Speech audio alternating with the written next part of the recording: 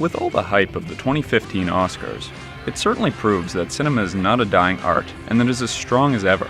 Never hadn't been in a situation where I wanted to see every movie playing in theaters before.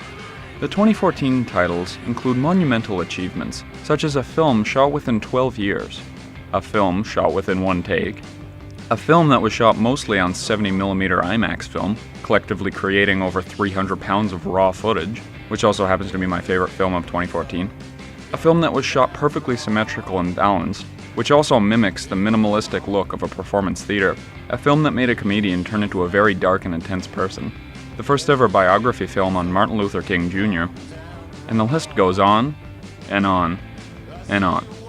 2014 was such a strong year for filmmaking. In fact, there were so many films that it's basically impossible for there not to be any Oscar snubs.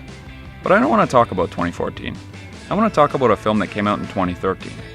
A film that was completely unusual, but a wonderfully made, beautiful film that deals with so many important topics. That film is actually a band documentary called Mistaken for Strangers. And no, I'm not comparing this film to any of the Oscar-worthy films. This is solely a review. I watched this film around a month ago, and it resonated with me so much. Around 10 years ago, I discovered the power of filmmaking. It was unlike any other force I've had before. It was a way to communicate with people my ideas or feelings. Usually I just make some silly video, but lately I've been getting more serious about films. I'm working on a full-length feature screenplay and saving hard to afford new camera gear. Becoming a filmmaker has been a goal of mine since I was 8 years old. You're probably wondering why I'm telling you all about this in my review of this band documentary. Well, it's because this film, Mistaken for Strangers, is like no other band documentary I've ever seen. In fact, it's like no other film I've ever seen. The film follows the real-life story of the success of the band The National, which also happens to be one of my favorite bands. Each of the members has a brother that's also in the band, except for the lead singer, Matt Berninger. He has a brother who is 8 years younger than him with much less ambition. He's a low-budget filmmaker that lives with his mom. However, in the film he tags along with the band to go on their world tour so he could shoot this documentary. That's the focus of the story. It's not the band, it's not the fans.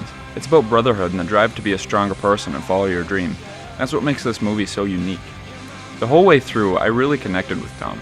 He witnessed his older brother go to fame, become a huge rock star, and he was left with little enthusiasm to pursue his dream. It's clear they became distant from all the fame that Matt received, but when Tom joins the tour, he has the ability to change all of that.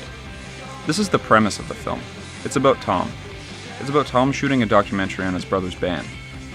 The most real moments in this film to me aren't the band interviews, but instead the emotion that Tom feels and how the audience can relate to those feelings. This film explores his curiosity of band life, his disbelief that he can go to Paris, his screw-ups and breakdowns, and basically just how he reacts to it all. One of the darkest moments in this film was when Matt exits from the stage from a big performance and Tom is waiting to talk with him when he gets out. Except, Matt walks right past him and doesn't even recognize him, leaving Tom confused that his own brother doesn't even know who he is.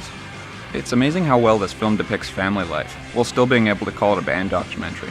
You can tell that when Tom interviews the band that he's unprepared and is actually curious himself what their answers will be. Watching this film was so unique and is such a fresh take on the band documentary genre. Its amateur filmmaking style adds to the realism, and the director, Tom Berninger, is the one who gifted this film with heart. One of my favorite scenes was when he was creating a storyboard for the film.